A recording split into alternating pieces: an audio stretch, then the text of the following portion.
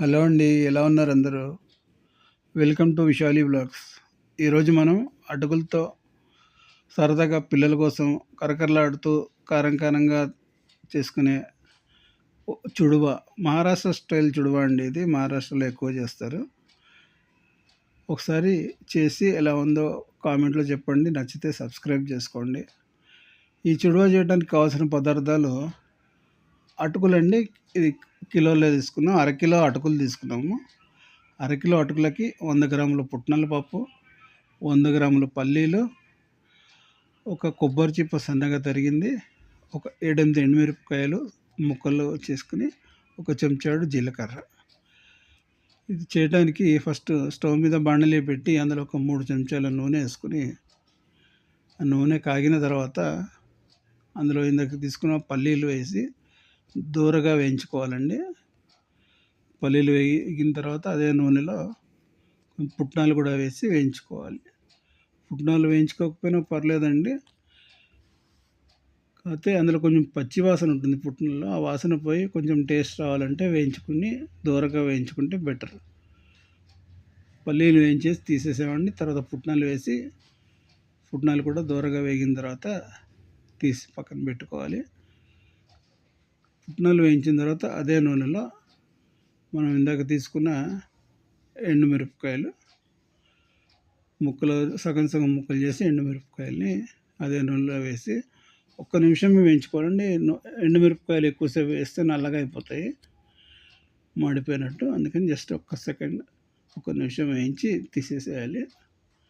అదే నూనెలో ఇందాక సన్నగా తరిగి పెట్టుకున్న ఎండు కొబ్బరి చిప్ప ముక్కలు వేసి తిప్పుతూ రెండు వైపులా దూరగా కొంచెం కలర్ చేంజ్ అయ్యే వరకు ఎండు కొబ్బరి ముక్కలు కూడా వేయించుకోవాలండి. ఎండు కొబ్బరి ముక్కలు కూడా వేయించుకున్న తర్వాత వాటిని ప్లేట్లోకి తీసేసుకుని, ఇందాక నూనె ఎండుమిరపకాయలు వేయించడం వల్ల కలర్ చేంజ్ అవుతుంది కదా, ఆ నూనె తీసేసి మళ్ళీ ఒక 2-3 చెంచాల నూనె వేసుకుని అందులో చెంచాడు జీలకర్ర వేసుకుని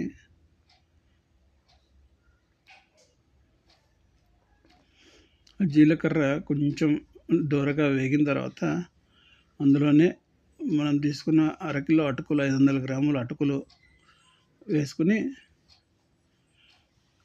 నూనె అటుకులకి మొత్తం పట్టేటట్టు కలుపుకోవాలి.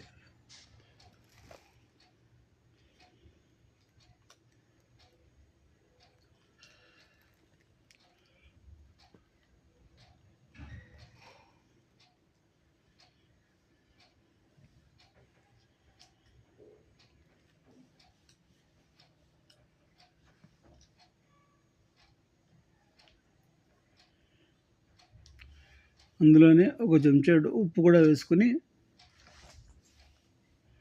కలుపుకోవాలండి. అటుకులు లో ఫ్లేమ్లో అటుకులు వేయించుకోవాలండి. హై ఫ్లేమ్లో వేయించుకుంటే అటుకులు మాడిపోతాయి.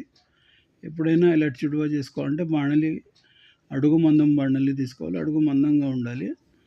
ఆ బాణలిలో లో టు మీడియం ఫ్లేమ్లో స్టవ్ పెట్టుకుని నెమ్మదిగా వేయించుకోవాలి.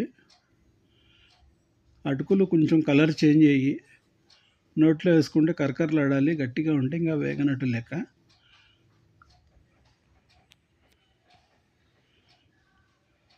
అటుకులు మొత్తం అట్లా కలుపుతూ వేయించుకుని అటుకుల్ని దూరగా వేయించుకుని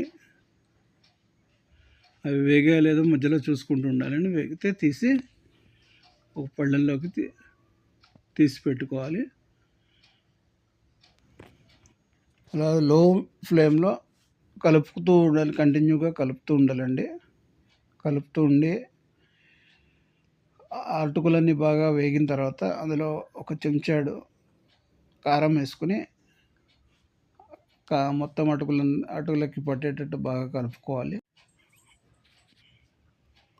అటుకులన్నీ తీసుకోవడం అయిపోయిన తర్వాత ఒక ఖాళీ బేసిన్ తీసుకుని అందులోకి ఇందాక వేయించి పెట్టుకున్న అటుకులు, పల్లీలు, పుట్నాలు,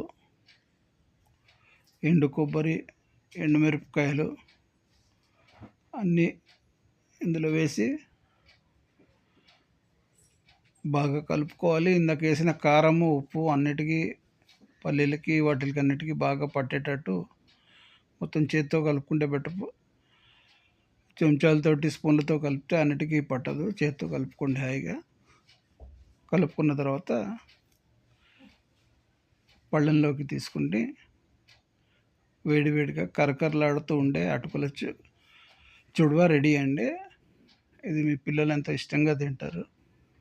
ఒకసారి ట్రై చేసి బాగుంటే ఎలా ఉందో, టేస్ట్ ఎలా ఉందో కామెంట్ చేసి చెప్పండి. నచ్చితే మా ఛానల్ని సబ్స్క్రైబ్ చేసుకోండి. ఉంటామండి. Bye.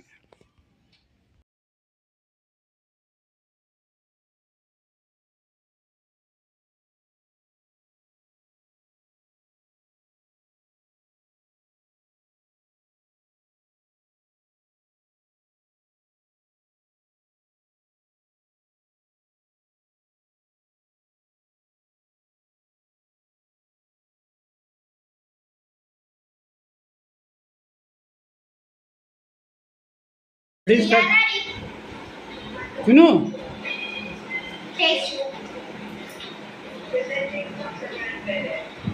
Super! Bye bye, like and subscribe.